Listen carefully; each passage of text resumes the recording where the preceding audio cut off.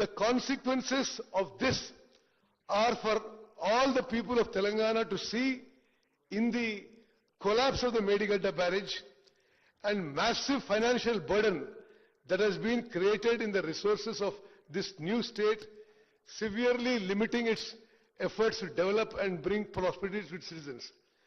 The then government constructed 3 barrages at Medigadda, Annaram and Sundilla with an enormous increase in the project cost. Mari Pranita Chevalla cost 38,500 కోట్లయితే మరి తర్వాత ఆనాటి TRS ప్రభుత్వము 80,000 కోట్లతో Kaleshwaram project పనులు మొదలుపెట్టింది.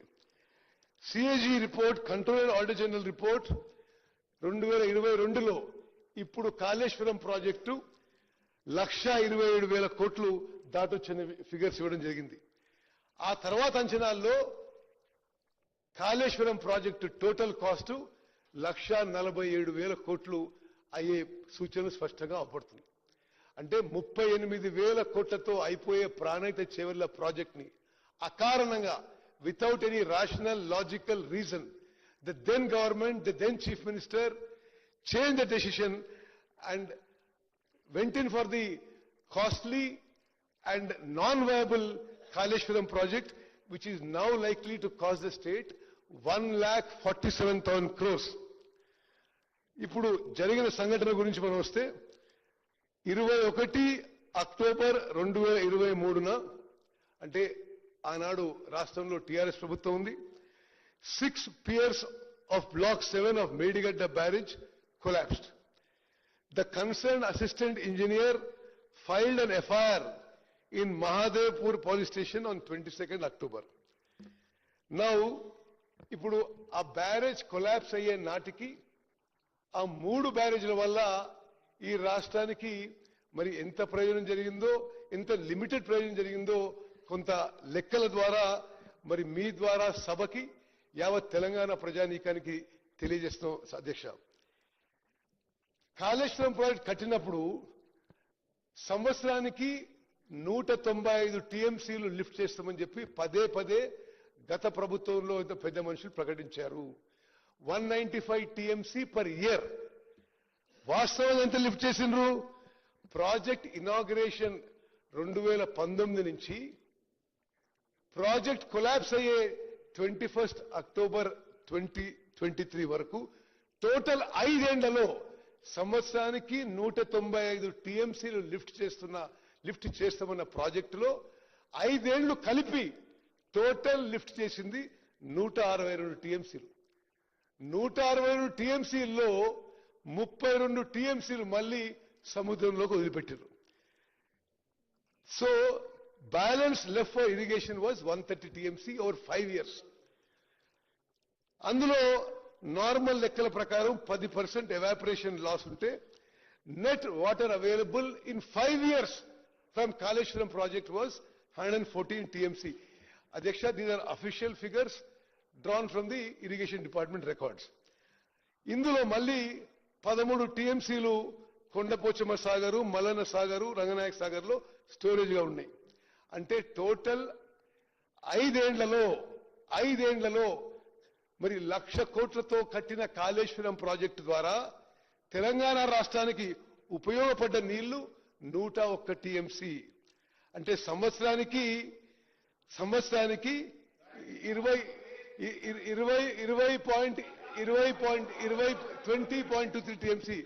అధ్యక్ష, 38,000 కోట్లతో పూర్తయ్యే ప్రాణహిత చేవెళ్ల ప్రాజెక్ట్ పక్కన పెట్టి 1,47,000 కోట్లతో కాళేశ్వరం ప్రాజెక్టు మొదలుపెట్టి 1,00,000 కోట్లు ఖర్చు పెట్టిన తర్వాత 5 ఏళ్ల ప్రాజెక్ట్ లో 195 టీఎంసీలు పర్ ఇయర్, 34 లక్షల ఎకరాలు వస్తాయన్నారు వీళ్ళు.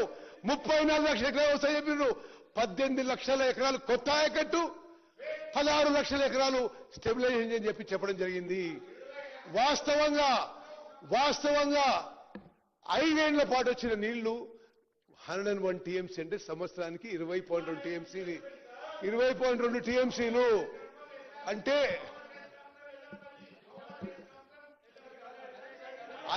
అన్ని లెక్కబెట్టి రావు గారు అంటే మీకు అవకాశం వచ్చినప్పుడు మీరు చెప్పండి. మీరు అవకాశం వచ్చినప్పుడు చెప్పండి.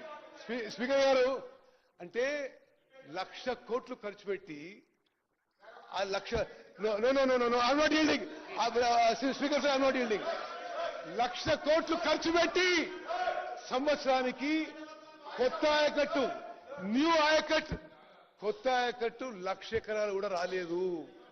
స్టెబిలైజేషన్ ఇంకో 1,00,000 ఎకరాలంటే మొత్తం కలిపి 1,00,000 కోట్లు ఖర్చు పెట్టి 2,00,000 ఎకరాలకు కూడా నీళ్లు సరిగ్గా ఇవ్వలేకపోయింది. 1,00,000 కోట్లు ఖర్చు పెట్టిన ప్రాజెక్టు 4 ఏళ్లలో కూలిపోయింది. అధ్యక్ష, స్వతంత్ర భారతదేశంలో ఇంత పెద్ద man made disaster, financial disaster ఏ రాష్ట్రంలో కూడా జరగదని చెప్పి నేను మనం చేస్తున్నా. మరి అధ్యక్ష, స్పీకర్ సార్ 21 అక్టోబర్ 2023లో మేడిగడ్డ బ్యారేజ్ కొలాప్స్ అయినప్పుడు వాళ్ళు అధికారంలో ఉన్నారు. కల్వకుంట్ల చంద్రశేఖరరావు గారు ముఖ్యమంత్రి ఉన్నారు. బ్యారేజ్ కొలాప్స్ అయిన రోజు 21 అక్టోబర్ 2023లో NDSA, national dam safety authority వాళ్ళు వచ్చి ఇన్స్పెక్ట్ చేశారు. నేషనల్ డ్యామ్ సేఫ్టీ అథారిటీ అంటే అడ్డగోలు మాట్లాడుతున్నారు మా మిత్రులు across the sun. National dam safety authority is created by an act of parliament.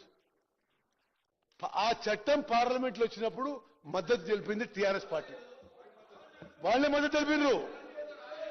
ఆ చట్టం